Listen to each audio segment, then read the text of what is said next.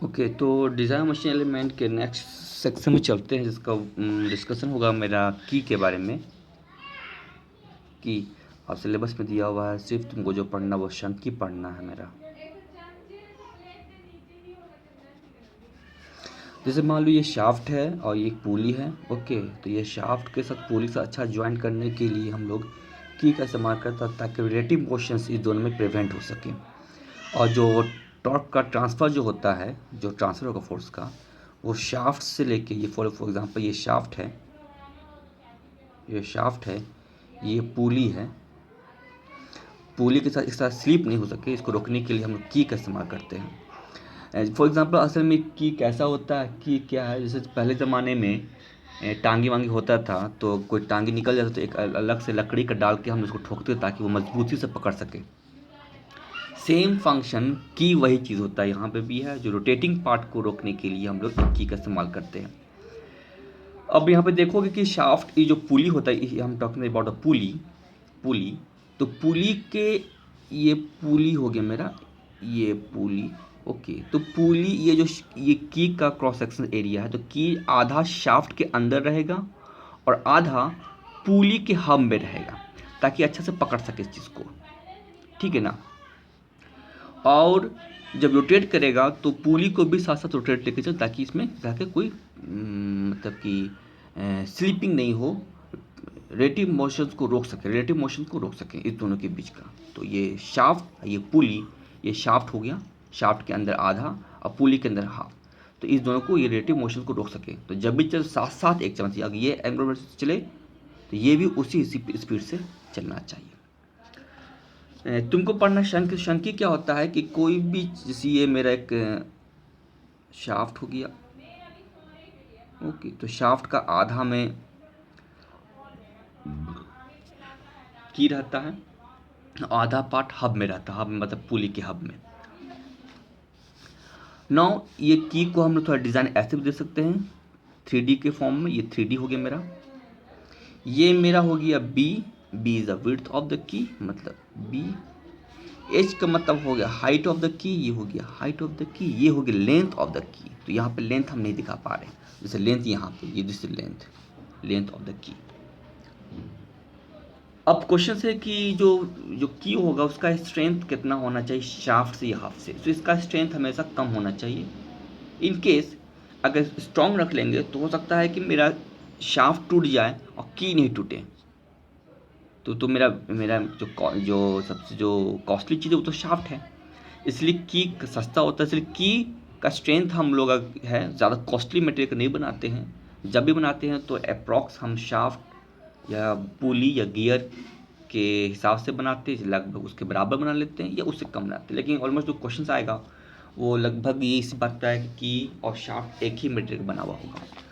अभी अगर ये रोटेट कर रहा है मेरा, suppose this is a torque, T से रोटेट कर रहा है, इसका सेंटर रेडियस यहाँ पे आर हो गया है, तो इसके ऊपर कितना फोर्स लगाएगा, इस की के ऊपर। तो की के ऊपर फोर्स लगाएगा दिस, क्योंकि यहाँ पे इसका आधा पार्ट में तो यहाँ पे टच है और आधा पार्ट कहाँ टच है, हब में। पर यहाँ पे हब भी टच है, तो ये दोनों मिलकर क्या करेगा, इसको फोर्स लगाएगा इसके ऊपर। तो नाउ, तो टॉर्क का फॉर्मूला जो यूज़ करते हैं हम लोग, क्या यूज़ करते हैं टॉर्क का formula, torque is equal to nothing but the force into R. तो therefore to what is the force, तो फोर्स हो गया मेरा टी बाई आर। अगर आर को हम चाहेगा डायमीटर के टर्म में लिख सकते हो, बिल्कुल लिख सकते हो, यस।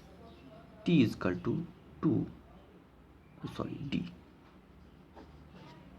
ओके, डी का मतलब डायमीटर ऑफ शाफ्ट, और डायमीटर ऑफ शाफ्ट को हम कैसे कैसे निकाले दिखा ही चुके हम हैं। तो जब भी की का बात होगा तो पहले शाफ्ट को डिज़ाइन करेंगे मैक्सिमम शियर स्ट्रेस थ्योरी के इस्तेमाल करके। हम लोग डायमीटर ऑफ शाफ्ट कहाँ से निकालेंगे, जब फिर जो डिवाइड कर लेते हैं, ये maximum torque shear stress 60 pi by Q moment and torque. इसके फॉर्मूले की मदद से हम यहाँ से डी निकालेंगे और इस डी को यहाँ पुट करेंगे। ठीक है। नाउ अब इसमें मेरा जो होगा, इसमें दो चीज़ लगेगा, इसमें दो चीज़ पैदा होता है, एक होता है शियर, एक होता है कंप्रेसिव। दिखा देते हैं तुम बुक में हम। देखो एक फिगर है कि जब यहाँ पे मेरा फोर्स लगेगा, ये एफ यहाँ पे पी दिखाएगा, हम यहाँ पे एफ लिखे हैं, तो हो सकता है कि ये भी आधा पार्ट जो होगा मेरे वो क्या होगा, टूट जाएगा आधा पार्ट। तो की का जो मेरा जो एच है वो हाफ पार्ट में बट गया। ओके, इसको बोलते हैं शेयरिंग। तो सबसे पहले जो की में जो पैदा होगा मेरा शेयरिंग पैदा होगा।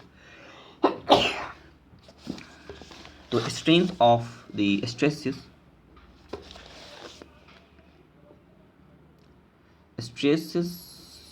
इक्वेशंस ऑफ की, हम सेम की का डिवाइड कर रहे हैं। तो शियर स्ट्रेस मतलब फोर्स बाय एरिया। अब एरिया कौन सा होगा, देखो कि इस की का इस पार्ट में आधा पार्ट जो है, ये मेरा पार्ट जहाँ से ये टूट के इधर निकल जाएगा, तो इसका जो ऊपर से भाग होगा वही हो क्या होगा क्वेश्चन एरिया। तो force by B into L, यही ना क्वेश्चन दो भाग में बढ़ गया, तो मेरा क्वेश्चन एरिया होगा बी इंटू एल। ठीक है, ये दो भाग में बढ़ गया, इसको फिगर देखो, इस फिगर से ये बढ़ गया, तो कहाँ पे लगा मेरा फोर्स, तो ये इसका ये क्रॉस सेक्शन एरिया पे। ओके, तो बी इंटू एल। अब एफ को निकाल दो, एफ को किस टर्म में लिख सकते हैं, टॉर्क के टर्म में, क्योंकि टॉर्क मुझे पता होता है, क्योंकि रोटेशन मुझे पता है।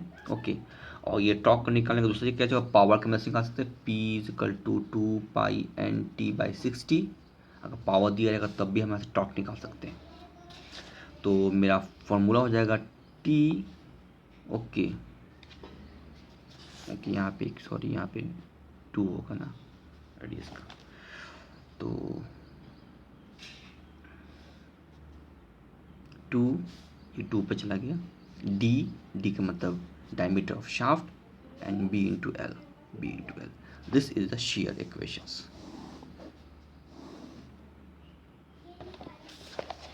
This shear equations.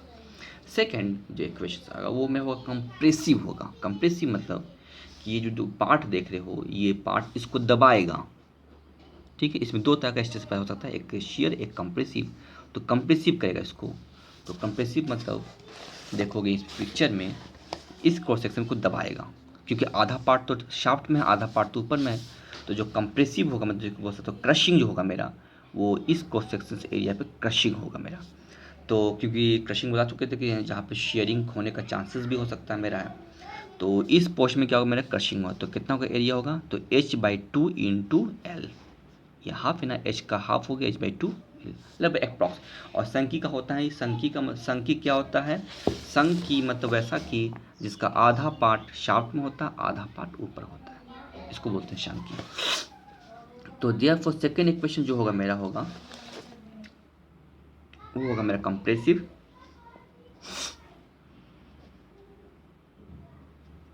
Compressive stress sigma C force by area. ठीक है, फोर्स कितना लगेगा, फोर्स में वही लगेगा जो मुझे लगता है 2t/d। और एरिया क्या होगा, एरिया होगा मेरा b not b, this and this, इसी पे तो मैं कंप्रेसिव फोर्स लग रहा है। तो h/2 इंटू एल, तो हो गया 4t/dhl, ये 2 ऊपर चला गया, 4t/dhl। तो कंप्रेसिव स्ट्रेस जो होगा की का होगा 4t/dhl। इसको भी याद करके रख लेना है, ये दो इक्वेशंस को, शेयर के लिए दिस, कंप्रेसिव के लिए दिस इक्वेशंस। तो ये मेरा इक्वेशन याद कर लेना है। ओके, दूसरी बात कि अगर हम बात करते हैं स्क्वायर की, स्क्वायर मतलब कि अगर इसका क्रॉस सेक्शन एरिया स्क्वायर होगा तब कि यहाँ पे देखो, यहाँ पे तो बी और एच माने हम लोग हैं, मतलब यहाँ पे इसका मतलब है कि जो ये रेक्टेंगुलर शेप होगा बी एच, अगर मान लो कि बी और दोनों एच बराबर है, मतलब बी इक्वल टू एच बराबर होगा, तो क्या हो सकता है इक्वेशंस मेरा है B and H both are the equal. तो ऐसा करो कि बी एंड एच दोनों बराबर है, तो क्या इक्वेशन होगा, इसको देखो मैच करो। तो ये जो टाउ का फॉर्मूला हो क्या हो जाएगा, 2t/d, बी की जगह पे हम एच कर दें, ओके एच कर दिए। अब इसके साथ मैच करो, ये भी 4/2 DHL, इस दोनों में कुछ रिलेशंस मिल रहा है, चेक इट। अगर इसमें से दो को मल्टीप्लाई कर दें ये निकल जाता है, इसका मतलब है sigma C equal to 2 times of shear. कब? जब बात होगा स्क्वायर की का। तो कंप्रेसिव स्ट्रेस डबल 2 टाइम्स होता है शियरिंग स्ट्रेस का। ओके, नाउ स्क्वायर की के लिए हम डायरेक्ट फॉर्मूला भी यूज़ कर सकते हैं कि b इंटू एच जो होगा वो क्या होगा, सीधे d/4 के बराबर भी होगा। अप्रॉक्स माने इसको बोल सकते हैं कि एम्पिरिकल फॉर्मूला का यूज़ कर सकते हैं डायरेक्ट हम लोग। इस इक्वेशन का यूज़ क्या करेंगे? इस इक्वेशन का यूज़ हम करेंगे, हम एल को निकालने में यूज़ कर सकते हैं। ओके, अगर एल दिया रहेगा तो बी निकाल लेंगे, एल बी दिया रहेगा तो हम एच भी निकाल सकते हैं। तो हमको कितना की का हाइट होना चाहिए वो निकाल सकते हैं, कितना विड्थ होगा वो निकाल सकते हैं, कितना एल होगा वो निकाल सकते हैं। तो ये हमारा एक जो यूज़ करना हमको है, जो हमको यूज़ करना होता है ये यूज़ करेंगे हम लोग हैं। नाउ सेकेंड, इसमें और कुछ ज़रूरत नहीं है मेरा, कुछ पढ़ने की ज़रूरत है।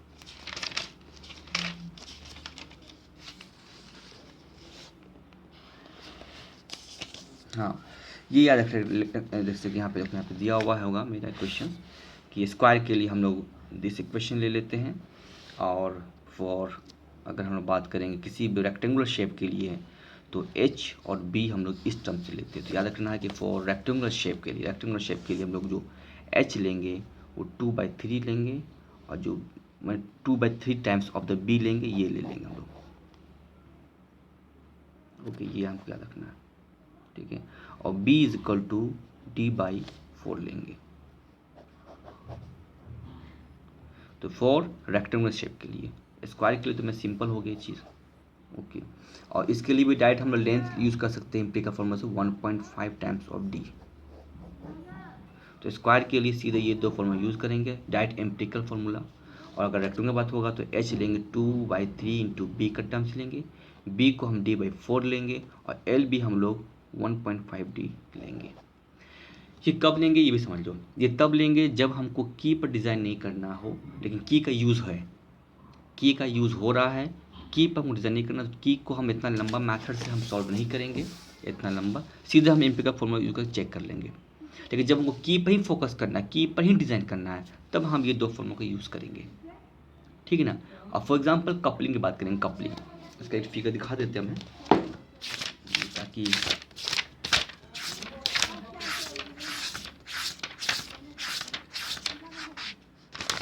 देखो अब ये इसको हम कल डिस्कस करेंगे। ये कपल है, कपलिंग दो शार्ट को जोड़ रहा है।